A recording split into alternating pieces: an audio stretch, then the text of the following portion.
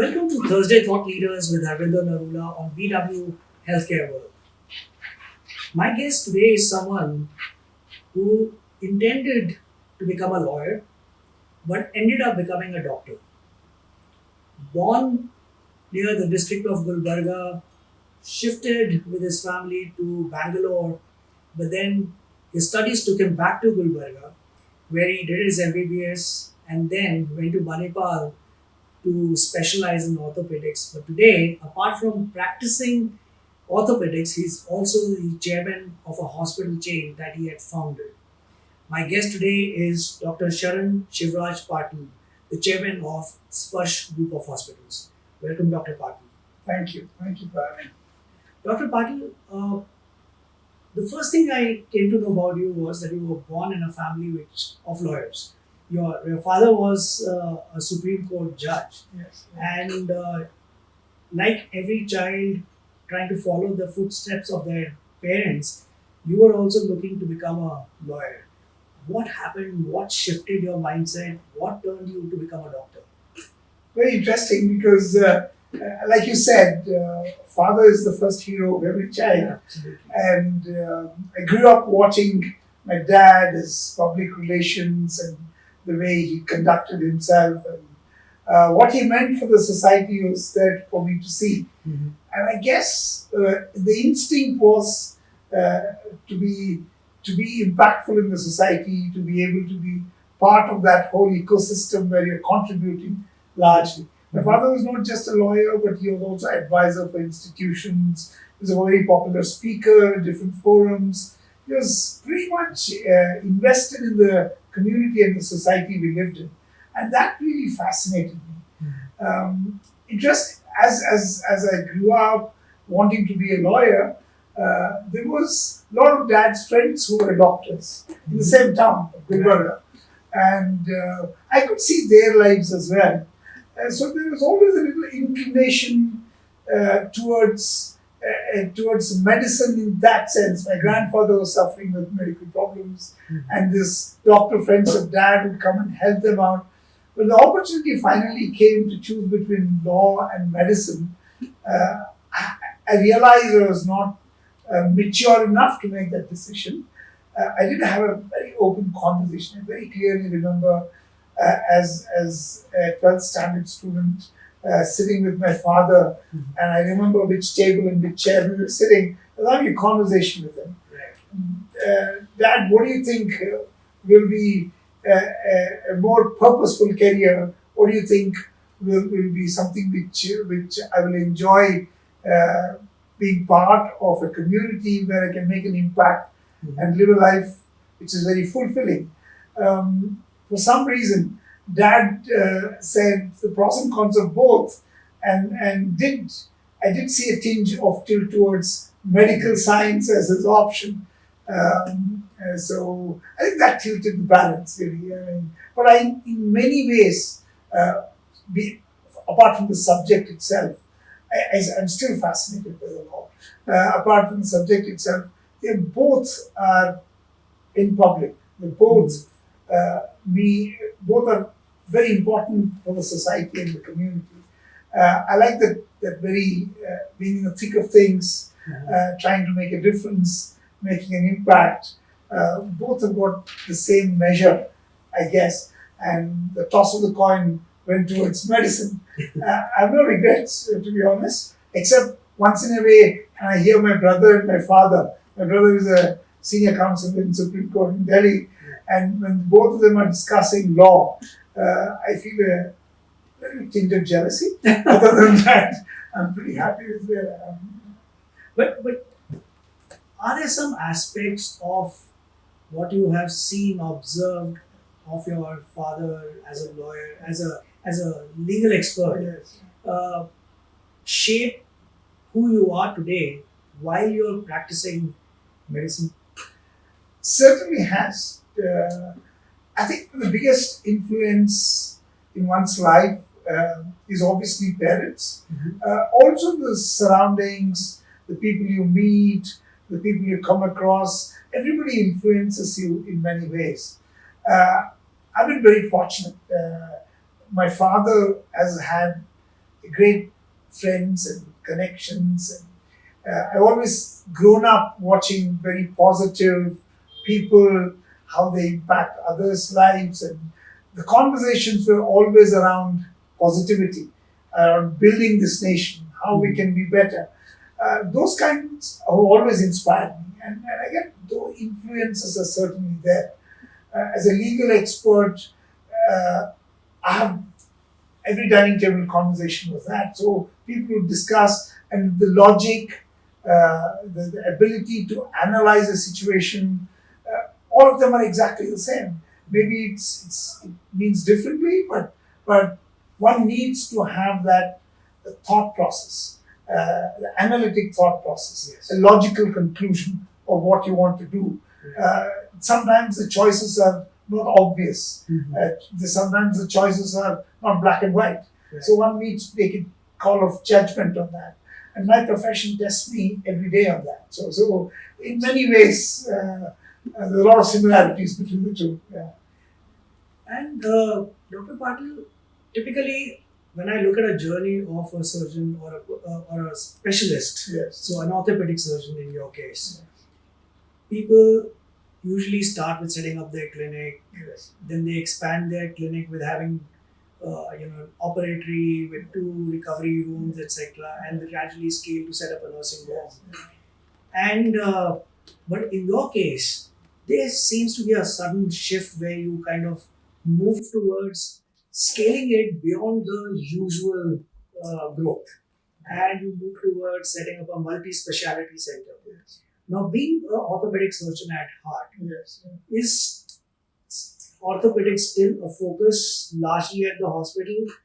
And if not, what keeps you balanced towards other fields? Great question, really. So I think it's a process for evolution, if you ask me. I started as an MBBS doctor, and then I mean, the journey. You want to do your post graduation, and then I was yearning to go and do my MCA, which was one of the coveted things for me to go to Liverpool and do that.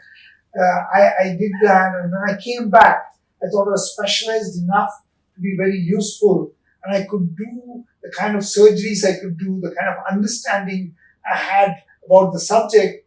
I was very proud of that, and I thought I could be a big contributor when I come back.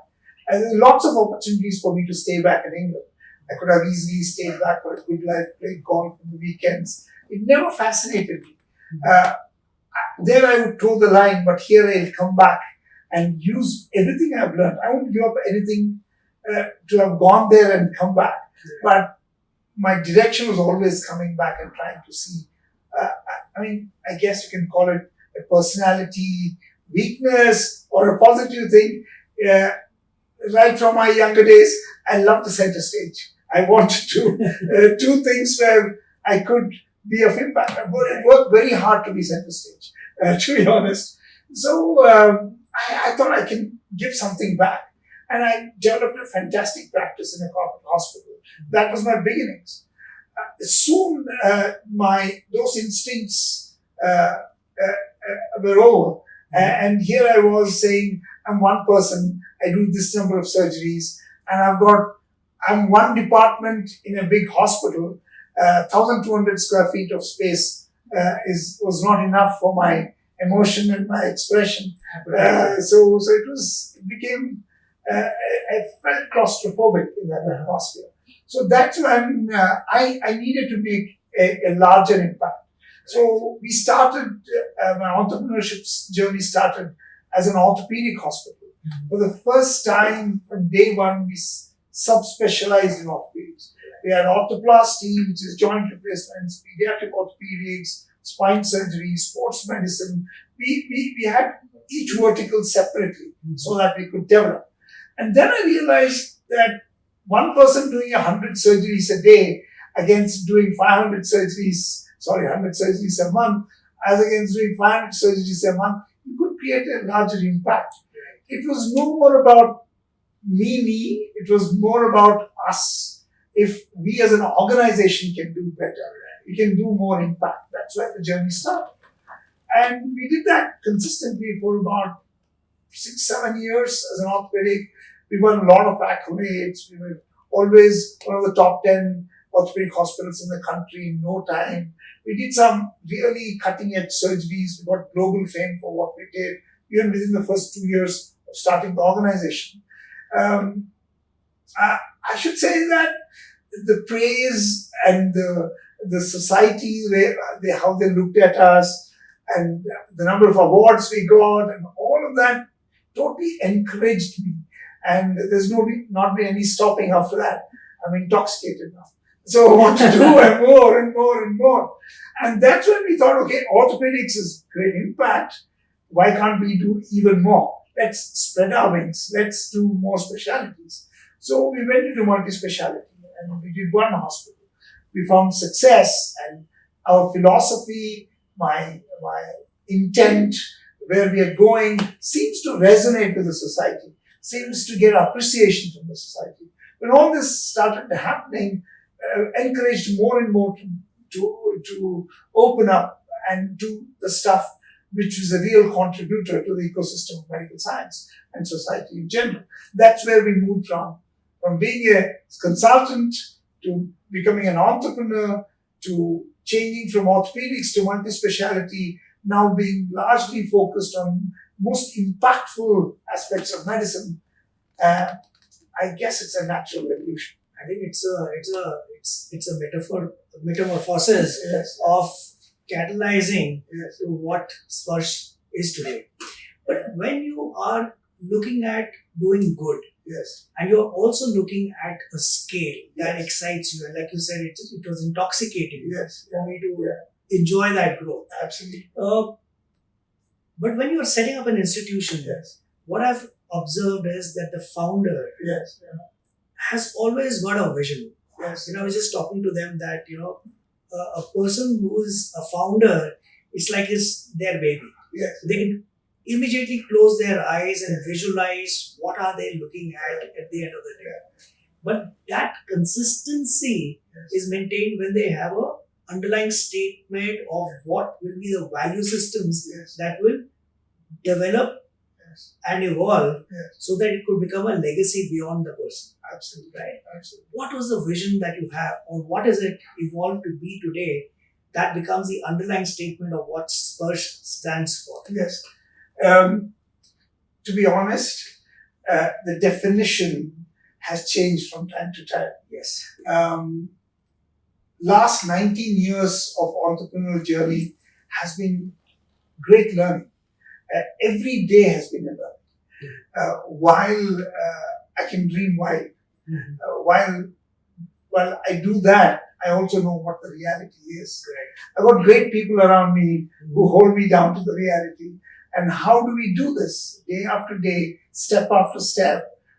And building an organization cannot be done just with dreams. Mhm. They have to be sustainable. And how we do that?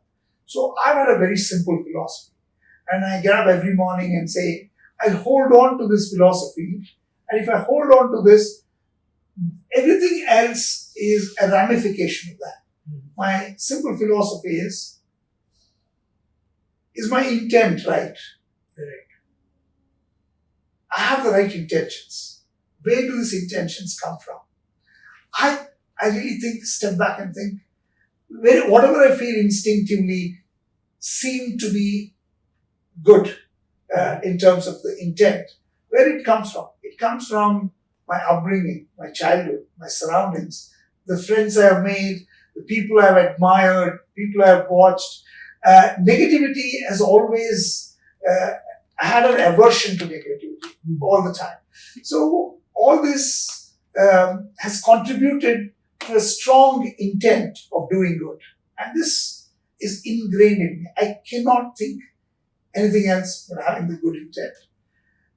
To just as an extrapolation of that, I always believed good intent cannot fail, provided it's backed with huge amount of hard work, lot of systematic analysis, and whatever needs to be done, that needs to be done. Because I do not want to fail. My intent cannot fail because it's good for the society. And the second philosophy, this is my first philosophy. Second philosophy is it should be relevant to the society we live in. Intent and relevance is a formula you cannot fail. Absolutely. So if that is the core of everything we do, every morning we get up and say, is my intent good? Is it good for the society? Is it relevant for the society? You'll get all your answers. And to build a framework for this to happen, I think I work hard. I really work hard. Work hard in the sense I'm a learner. And there is so much to learn. And I have great trust in the professionals. When we run an enterprise, we need the finance team, the HR team, the branding team. There are a million things to do beyond medical science, what I practice. I know my medical science well, but so many things. And I've been fortunate to have great professionals always. Again, these professionals have come and joined me. Some of them have left too quickly and gone. Some of them have lived with me for a long time. I think the binding factor is the intent and the relevance. If people believe in what I'm saying, people believe their dreams are also on the same lines, they join the forces. It's amazing how the chemistry works. When people like that come together, nobody feels tired. They work very hard. That's where they come from. That's the mantra. That's beautiful because what I understand is, or what I can take away from this is that it's the underlying value systems that impact the intent. Yes. That creates thoughts, and thoughts lead to action. Absolutely. So, I think that's a journey. But when you're talking about having professionals come join the forces, Yes. what I have observed, and you could choose to differ, but this is my observation, sure. that in medical profession, there are a lot of egos. Yes. And everybody has aspirations when it comes to their profession in terms of fame, money, etc. But did you ever find that doctors were hesitant to come in an institution and work under another doctor? And did they feel that, okay, there was a glass ceiling which made them uncomfortable? And if you ever found this situation, how did you deal with it so that you could create an inclusive organization? I won't deny my fraternity about not being egoistic. We are a very egoistic fraternity. Having said that, certain amount of ego and that self-belief, and typically this profession puts doctors as demigods. This profession puts us on platforms where we are celebrated, where we are worshipped by our patients. It's very hard not to get carried away. What's important is how we can come to terms with this, and how we have to realize the knowledge we have, the powers we have of understanding the human body and do it needs to be just there, and let that not assume the whole of us. It's very important to do that. So I have been able to break, I'm not saying I've fully done that, but I've tried very hard to break that shackles. I say, if you have your child having a medical problem, you will not hesitate to go to your strongest enemy and whom you hate, if that's the man who has got the skill sets and the possibility to solve it. Absolutely. You drop your ego. Yes. You take your child and go to the person who can solve your child's problem. So true. Your ego is gone. Because otherwise you envy him, grudge him, you hate his arrogance or whatever it is, and you go to him. Yes. I'm saying, if you love your patients, you should do the same. You should drop your ego. Because you love your child, you're doing that. You love your patients. You cannot solve every problem. You're not good for everything. You need to collaborate with others. You need to team up with others. That's what gives the best output for your patients. And medical science is so complex, so evolved, so there. It is impossible for one person to know it all. And today the patients also appreciate. If you tell them that, look here, this is not my special area of interest, but I will scan the world to find you a solution. Nobody thinks you're a bad doctor. Correct. They know that you're concerned about them. Correct. So you do your consults, work in teams to solve the problem. I keep giving the example of a 8-limbed girl I operated way back about 18 years ago, and which brought us the global fame and everything else. I think that little girl Lakshmi, she's walking today, she's cycling and moving around beautifully. It has done a world of good for her, but it has done 100 times more good for us. It has given back so much to us. And I keep quoting this example. I said, if I had thought I can do the surgery all by myself, I would probably never have succeeded. We built a team. We said, let's all come together and do this, because you understand this, I understand this, you understand this. This child needs all of this. And let's put our heads together and get to the other side of it. And I keep this example, and the success was extraordinary. And I keep giving this example. When you're working in an institution, the combined wisdom of all of us is what the patient deserves. Absolutely. And that's so important. There's a beautiful saying, I'm a great follower of that. If one is not bothered who gets the credit in a team, a lot more will get done.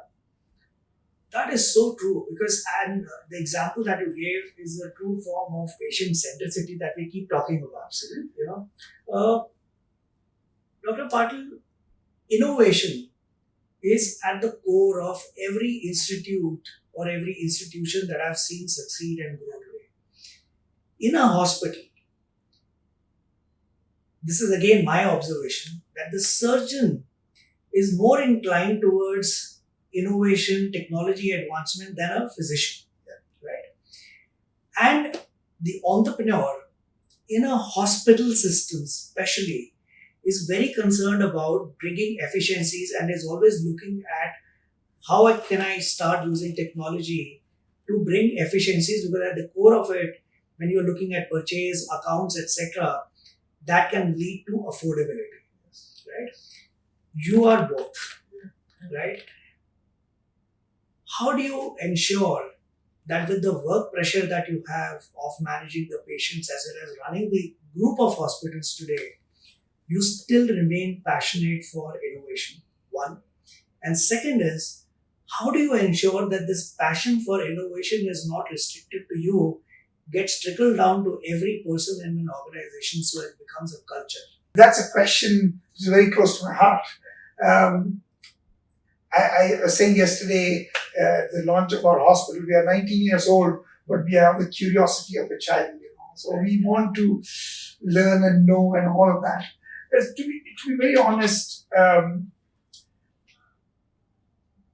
healthcare is completely indifferent to the world we live in. It's great in one place, it's horrible in one place, it's not there in another place. Correct. 50 kilometers from where we are sitting, we don't get the same healthcare what we get in Bangalore City. Forget about the Africas of the world or the rural India. Yes. And I personally think everything else can be different for different people. But healthcare should be more equitable. If you work hard, you're very smart, you're a great guy, you can have a Mercedes car and somebody else can have a Maruti or a scooter. Yes. But healthcare, the guy down the street needs it much more than the elite. Because elite can have 10 people to help them run. All they need is the brain. But the man on the street needs his arms and legs to feed him, to give work for him. So, well, I mean, I can do a slightly elaborate answer for this. Ever since my medical school, my confusion, my dilemma has been, we do this and this and this beautiful work in the hospital, but this is for only a few people. What about so many who don't get this? So we have knee replacement surgery, it was 1960s knee replacement surgery was good, and now we are almost 60 years since then. See, in 60 years, it's still not trickled down. It's still only the only small percentage of people can afford to get this done. I always wondered, should medical science not develop anymore? Stop here, and everybody should get whatever is available. Mm-hmm. Is that one way of making the world equal? Or medical science has to keep developing because there's so many possibilities, so much can happen.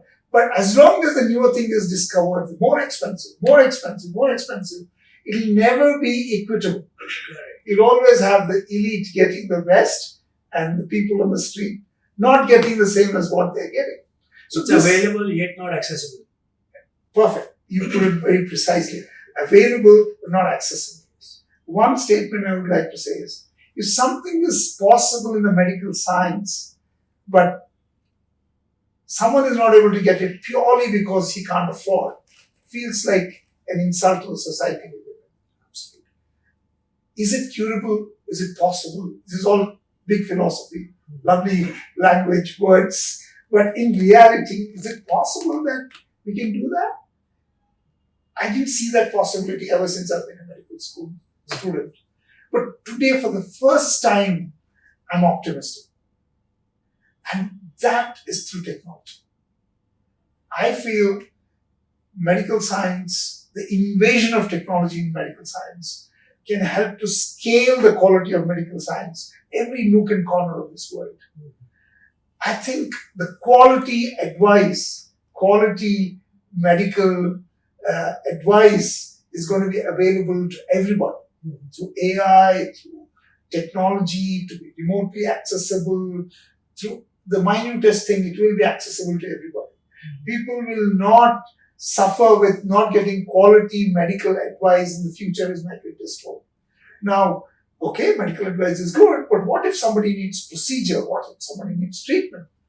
That's also going to be possible through technology. Because I do a lot of robotic surgeries today. So what I could do with 30 years of experience doing surgery without robot, I can produce great results. My daughter is just qualified as an orthopaedic surgeon. When she does surgery, it's not the same. And somebody is being subjected to the learning curve of my daughter, which is not fair. Why should somebody be subjected? Somebody was subjected to my learning curve. Now they're going to be subjected to my daughter's learning curve. This world does not have 30 years of time for her to become consistent and good. So, same way a pilot can certainly land the plane safely and we never check who's the pilot. Same thing should happen to medical science. We should equip the young people with so much of technology, so much of information while they do the surgery, while they use the gadgets, that it should result in consistently the same quality of treatment. In other words, you need to digitalize experience. When you digitalize experience through consistently recording them, seeing what gives the best outcomes, that can become exponential. There is no stopping. Once you digitize, you can multiply it a million times over. That's what makes me believe that the future, finally, we have a possibility of giving quality to the larger world. And you know what? My second part of the question was that how do you create that as a culture? And when you're looking at innovation as a culture in a hospital, Yes. which is not restricted to doctors, Yes. you know, even somebody sitting at the front desk should be able to figure out how can they make the process better. And you don't always need technology to do it better. Yes. Okay? If you have a mindset, then you'll figure out a way to do it. So how do you create that culture among everybody? Because now you're like 8 hospitals, right? And you have thousands of people working with you. How do you pass this message on to everyone? It's a challenge. It's a challenge. But again, it is the consistent insistence of the philosophy flowing down. I alone can never do that. Yes. So I need a dozen people who are working with me to become ambassadors for that. And I appreciate them. they appreciate innovation down the line, and that is a process which needs to go right down. And I think one should be ready to condone mistakes as long as they're adopting to newer technologies, newer science. Technology not only gets the doctors and efficiency in medical science and the practice, but I also love technology to make patient experience better. The way today we are a great nation, ability to adapt to digital forms is amazing. The way we use our phone is just outstanding. We do a lot of apps, and we sometimes cripple people with taking away papers and say it has to be a paperless hospital. A new hospital, what you've started from day one, it's paperless. Everything has to be entered through the system digitally, so all the records are kept prim and proper. The ability to use that, use dashboards, analyze them, come out with what are the pain points, and I also always have said we want to run the organization by the feedback.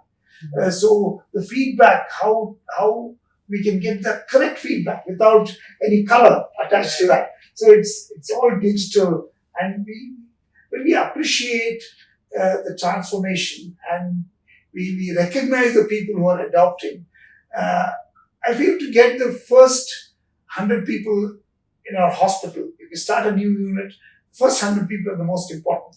If they are believers, then whoever joins will become part of this 100 people, but they're uncomfortable, they will leave. So end of it, when we become 500 people, we have all believers who come in. And I think we're trying to push that culture hard. Doctors are the biggest resistance, but they're left with no option, and they're enjoying it. And we always hear them out. Why do they not want to use technology? They don't want to type because they take away the contact of the eyes from the patient, etc., etc. I sometimes find it's a lame excuse, really. So we said, okay, you can speak to the computer and it will take all your notes now. Yeah. So you speak, it will record, it will refine, it will throw you back, and then you do your signature. So there are ways and means of doing it. It's amazing. I love technology. I'm just a fan of it. COVID, I think, brought in acceptance of technology, among the doctors. Yeah. I've seen that among the older ones. It's very true. Very true. And Dr. Patil, you're a surgeon and you might relate to it. That when somebody is doing a surgery, there's so many thoughts that come into your mind and say that, I wish I had this to make this happen. I could have done it better. Yes. Or I wish we could have another way to do something like this. But that thought does not go beyond this thought, because probably you're not in an environment where you are able to work on that thought, or you're busy with your challenge of time versus number of patients that you're looking at. And on the other hand, there is a lot of technological advancement that is happening in the field of medical technology. Yes. But sadly, these developments are happening in silos. Yes. And many of the engineers who are working on this have never involved the doctor in their development process. And this is probably the reason why many of these projects are not clearing the medical trials, because either the doctor says, I don't need this, or this is not what I really look for. I feel the hospitals can play an important role to work in alignment with these young founders to create an environment of research and then advancement of technology. What do you think an institution like Sparsh, in this scale of growth that you are experiencing, could do to make this happen? I think you hit the nail on the head, really, because it's very unfortunate with the modern India, what we have, we still look at the West for solutions. Yes. I can tell you, I was attending a meeting in San Diego. It's called Exponential Medicine, and it's conducted by Singularity University. And there was prize for the best thought, innovation, all of that. Out of the top 4 prizes, 3 of them were given to the Indian. Mm-hmm. So I said, wow, man, but none of them are working in India. I'm saying, what's in the soil of the Bay Area? What makes them go there and do it, and we can't do it here? Mm-hmm. I think we don't have belief in ourselves. Absolutely. So I don't think we lack anything. Mm-hmm. We don't lack skill sets, talent, we have enough money to do innovation. We don't allocate it. That's a different matter. We have technology, we have scientists, we have unbelievable need more than anything else. They say necessity is the mother of invention. Some of that is missed India. Indian necessities are being taken care of by somebody else in trickles. We have our own challenges. We need to have our own solutions. So, to your question, we are deeply entrenched into this idea of bringing clinicians close to the scientists. Whether it is data scientists, whether it's electronics, whether it is clinical research, every walk of life, metallurgy, can we not bring them together and create an ecosystem where everybody talks to each other? We are going looking for a solution somewhere in the world, and when we meet these people, they tell me, how stupid is that? Because we do this every day in our lathe in the engineering, what you're asking for. So the only thing is we have not spoken to each other. And you're so right.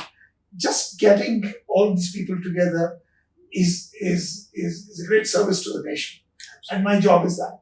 And we are coming up with a campus very close to the international airport, where to bring these clinicians, the scientists, this metallurgy, in the other hand, the industry and the clinicians together.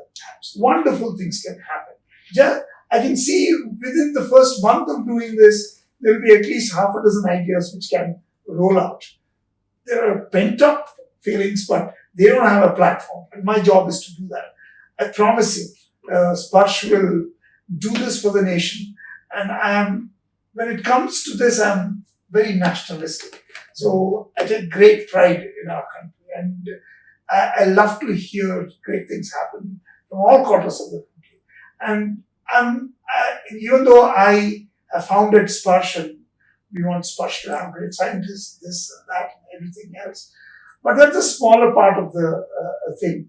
I'm looking at the larger picture, the country. If we can produce a lot of stuff, we can create people who will go out everywhere in the country, and we can contribute to this kind of ecosystem. If I do it, others do it, more people do it.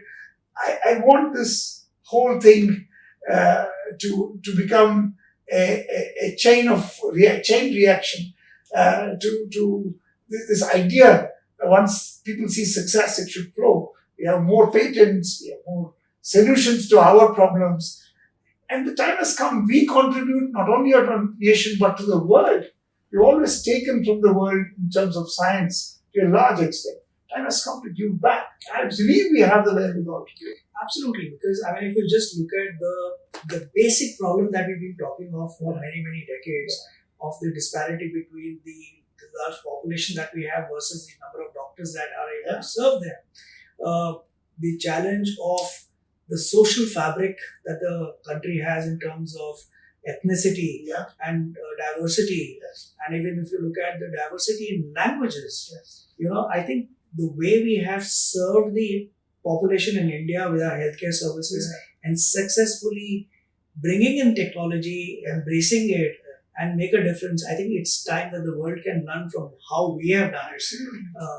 And I believe this will happen in my lifetime. Absolutely. And what would be very cool is to see a kind of an incubation center emerging out of a hospital system. Absolutely. That would be really beautiful. It's down the line. It's coming. Tell me one thing. Are you a doctor at heart? Or an entrepreneur who's excited by the growth of an institution? And the reason I'm asking you this is there are crossroads that we have in decision making choices. And sometimes a doctor is in a dilemma that, as a doctor, I feel that this is the right thing to do, but I have a responsibility towards an institution that I'm running. So what emerges, what surfaces at that point in time? It's interesting, like I keep saying, my father is my hero, and I keep revisiting. I've imbibed a lot, I've learned a lot, and I seek a lot from him even today. He's 85 now, with all his experience, I seek a lot from him. I asked him one day, and he keeps telling me that he's very proud of what I've done. I asked him one day, would you like to see your son as a great doctor or an entrepreneur who has done many hospitals? And it straight came from his heart. I would like to see you as a doctor. Nothing else makes me happier than seeing you as a doctor. So while he said it with the emotion of it, when I look deep down inside me, I'm not a typical entrepreneur. There are many decisions in this 19 years I could have taken differently if I was a good entrepreneur. I think I want to credit myself for being a good doctor right from the heart, through my hands, and I would say I'm an average entrepreneur. I have to give my instincts wings. I've done entrepreneurship, and entrepreneurship I don't see it in isolation away from being a doctor. So for me, at the core of it all, I'm a doctor. For me, patient comes first, and to scale it, to grow it, how to make it more impactful, all that drives me towards professionalism, making the company profitable so that I can do more and more and more. Telling you in all honesty, in the last 19 years, we have treated hospital as a pure hospital. There's not a penny we have taken it out of the system for our own self, me and my wife or my family. Every penny we have earned at this organization has been put back into it. Every penny. And I take home what I earn as a professional, and I don't take any other money home from the organization. So I'm a surgeon, I operate, and I take home what I operate like any other surgeon in the organization. In our own organization, there are people who earn much more than me. They earn 3 times, 4 times more than what I earn. I call the shots, but I'm not the richest. So enterprise building is with an intent to make it grow and become more impactful. And I keep saying there are a lot of decisions we make which are not financially very smart. People will say, how could you do that? I've got an auditorium in every unit of ours. And they said, this is prime place. This needs to earn money. Auditoriums don't earn money. So I said, no, auditorium is close to my heart. I love teaching. I want people to learn. I want people to go out. We have got a lot of academics in the organization. I want people to spread out everywhere and say, I learned it from Sparsh. And that is nation building. And I love that. And for me, that space is more important as an auditorium than as a place where I can earn my money. So this is one example. We have done many things, and it's innovation center, the way we do an incubation center, where we do, I keep saying I want to build this beautiful place where this will help people bridge from education to life. Because education and life, there's a gap in our country. We are not as practical as one we should be. The day we pass out doesn't make good enough to run our lives. So I want to be having that finishing school where we can do that. So none of these are financial.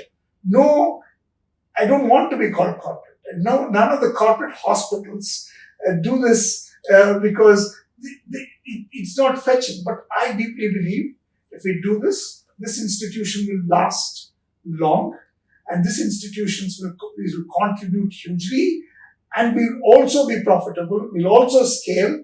This is not yin or yang. I want both.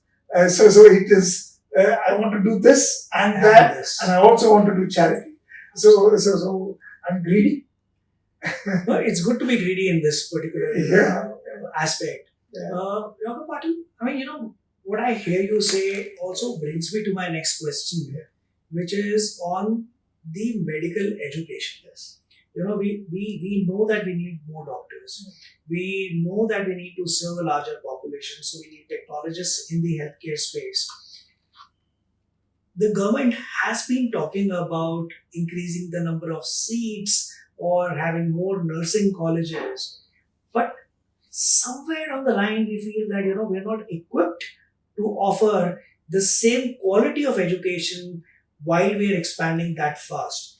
We don't have enough teachers, and sadly so. I mean, we want to produce the best doctors, best engineers, best accountants, but none of the Indian parenting is wanting their child to become a teacher. Yeah.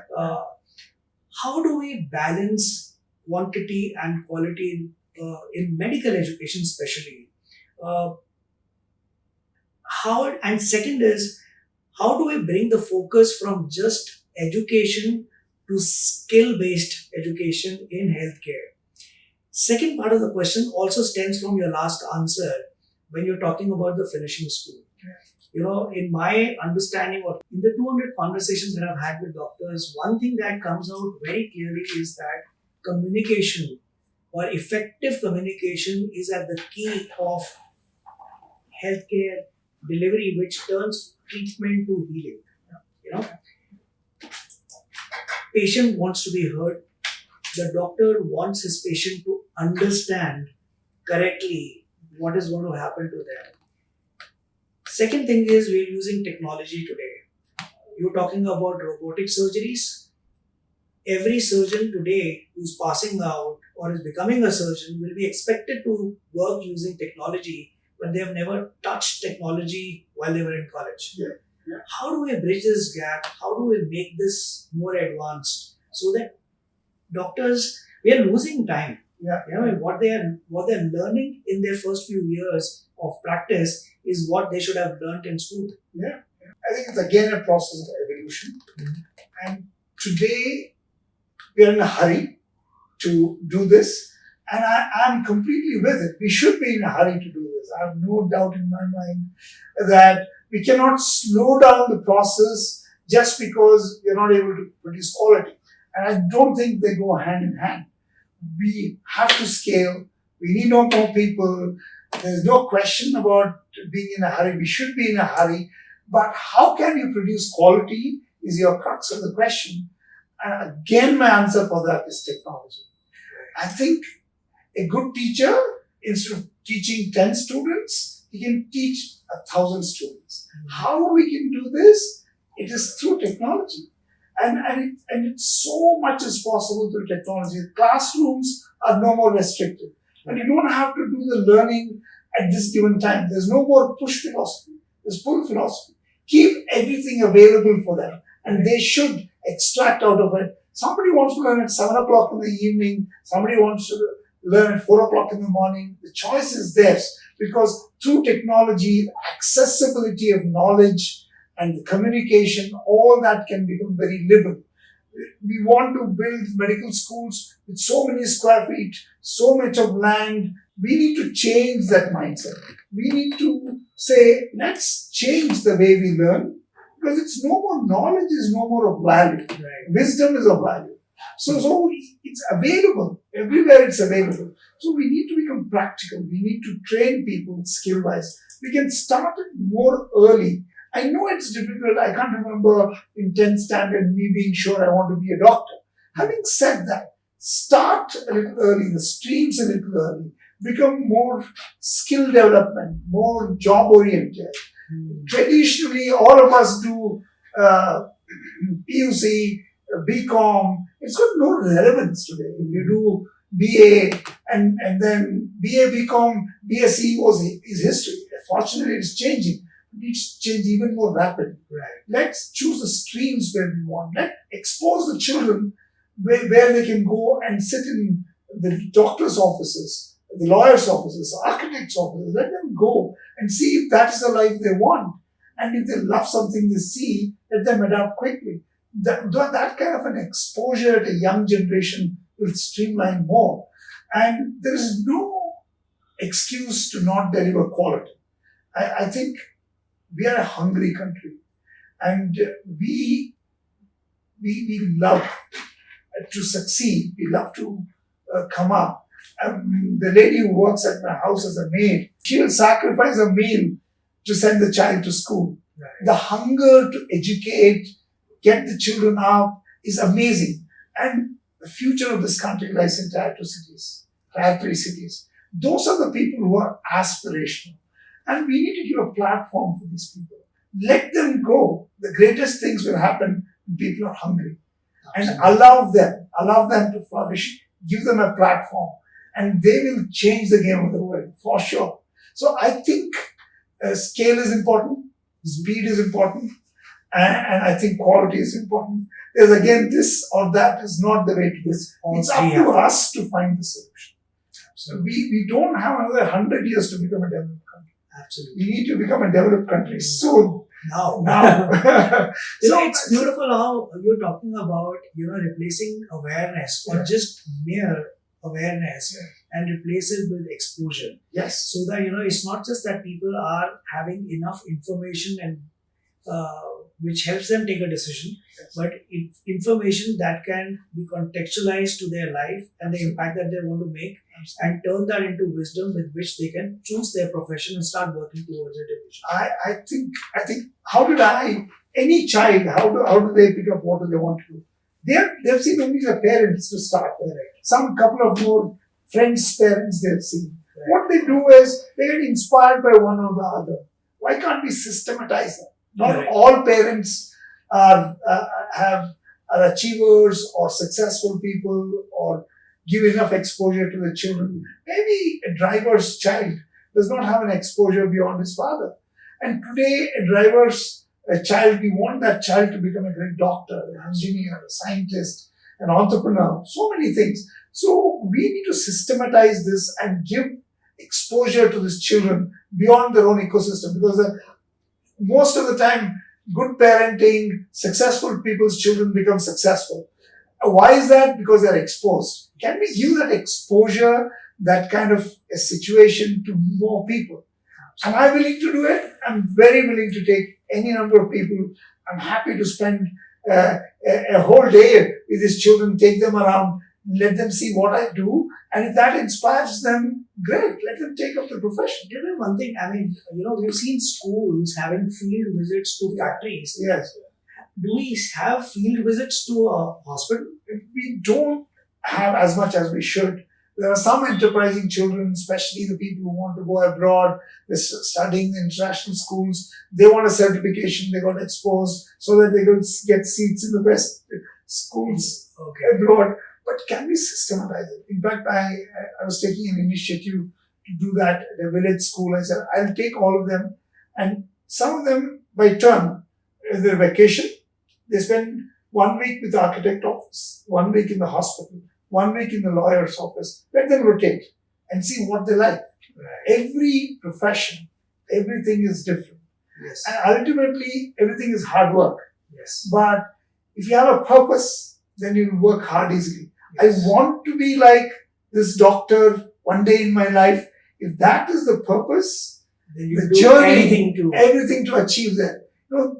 That little purpose is what we have to give. In our country, we have great talent, great everything. But we have to give people the purpose. Once we give people a purpose, we can rule the world. What's your purpose in life now? It evolves, it changes with time. Well, that's a tough question to answer in one line, but I think my purpose is to be impactful. I want to make an impact. I want to change lives. I want to do something where I move the needle of anybody and everybody I've come across in my life. So how I do it, one-to-one I do it through a conversation with you. If I can inspire somebody to do something, I think for me, that's the greatest joy. If I can make an impact, one person at a time, also I'm very happy. Do you ever get free time? I go out, I travel, and I've got lots of hobbies. But I don't know which I enjoy more. My last question to you, Dr. Patil, is that you started from an orthopedic clinic, then you turned that into orthopedic hospital with subspecialties, which was something new at that point in time, something innovative at that point in time. And then you moved to multi-speciality hospitals, and then you just launched your 8th hospital. What's next? I feel I need to go deeper into this. We are doing tertiary care, quaternary care, and all of that. I want to create a situation where I can reach out more people, more deeply. I have a complex problem. That's what we have built all around right now. We work as a team. We have infrastructure, equipment, and solve the complex problems. That's how we have built the hospital. But I want to creating mental illness, treating people with anxieties, treating more humane approach, go deeper into the society and the community we live in.